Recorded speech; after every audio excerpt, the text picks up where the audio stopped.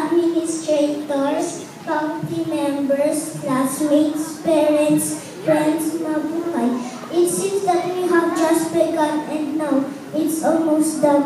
But these moving up exercises is not all saying goodbye to our teachers and friends. It is not leaving the school where we learn and have much fun, but rather welcoming new challenges as we move on to grade 1 next school year. This afternoon's moving up exercises is very significant to us bright pupils and a great time to say thank you to our dear parents. Thank you for your love, patience, and understanding. You never gave up with us, even if there are times that we made you unhappy.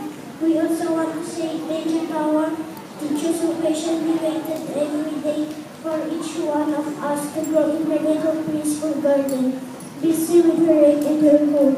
We will certainly miss you, dear teachers, but we will not forget you.